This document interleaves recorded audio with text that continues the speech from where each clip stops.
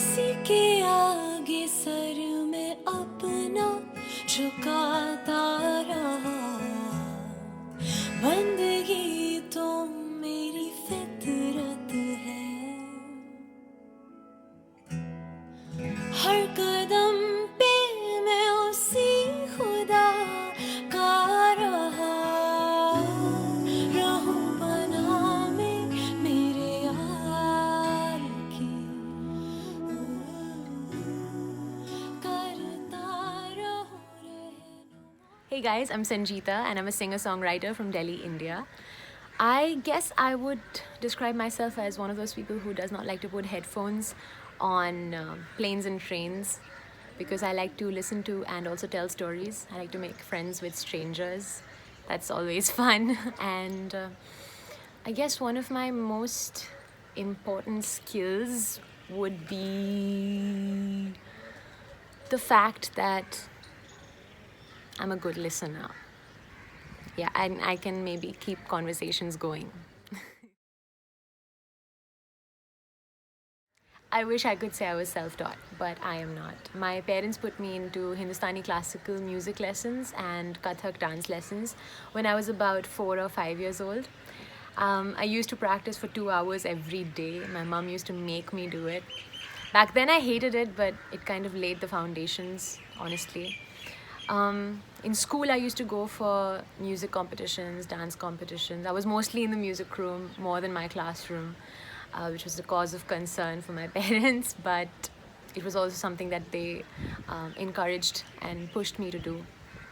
And I enjoyed it very, very much. I used to almost fail at math and my teacher was like, you know what? It's all good. I know you're going to become a musician one day. So it was kind of like my entire friend circle and people who knew me, they kind of knew that I was going to pursue this eventually as a career as well. So it was a very supportive environment throughout. And eventually I ended up going into music college and then coming back, graduated in 2016. I came back and I immediately got in touch with my friends who were like, you know, the scene in Delhi, and we started playing, and it's just been a roller coaster ride ever since. You know, word of mouth gets around, and now here I am, here we are. Definitely Stan by Eminem. He works so hard and you can tell it's just so passionate. Come Away With Me by Norah Jones, that's a gorgeous album overall. I Miss You by Blink-182, Both Sides Now by Joni Mitchell, Drops of Jupiter by Train. All of these are such beautiful songs and albums. Of course, there are artists who I look up to, but I feel the ones who have inspired me personally the most are those who I have been lucky enough to surround myself with. Those are my friends, and they just happen to be, some of them happen to be musicians and artists, where each conversation leaves you with a sense of growth, where you can be honest in front of each other. And yeah, cliche as it may sound, but that's what's most inspiring. I have really enjoyed playing on big-ish stages, but I think my favorite gigs have always been the more intimate ones, where afterwards I can hang with the people who were watching me, and we end up becoming friends, and I actually have become friends with so many of them, and we're in touch, and in fact we've hung out and taken trips together. It's just, that is awesome, you know, I feel. Yeah, so those gigs are my favorite. Intimate gigs where you can interact with people afterwards. Hornbill Festival was awesome. That was my first time in Nagaland. My bandmates and I were so excited. We knew that the people of Nagaland and Northeast in general are really loyal fans of the music that they appreciate.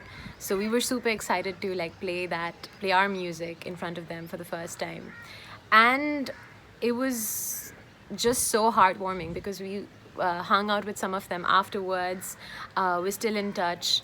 And so we had heard that Hornbill Festival was going to be huge, but the year that we played, it was like the cultural half was being held in a different place and the music half was being held in a different place. So the audience got slightly divided. So it wasn't huge, but it was still big. Lots of people, lots of rice beer, lots of non-vegetarian food. I'm vegetarian now, but back then I was hogging on the food. The weather was brilliant. It was just a vibe. It was great.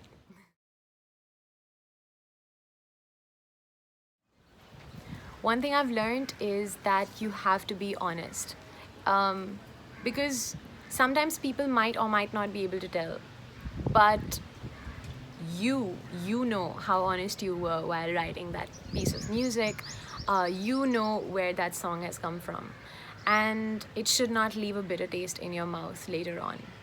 So yeah, I guess being honest while writing a song is the most important thing.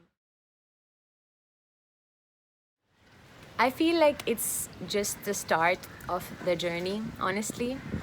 But so far, I guess the most memorable is obviously the one where we paid a tribute to Mr. A.R. Rahman's music back in college. We prepared for that concert for 4 months. There was choreography involved, dress rehearsals. There were like 99 people on stage. We practically became a family because we would practice pretty much every day, like rehearse every day for it. Long rehearsals.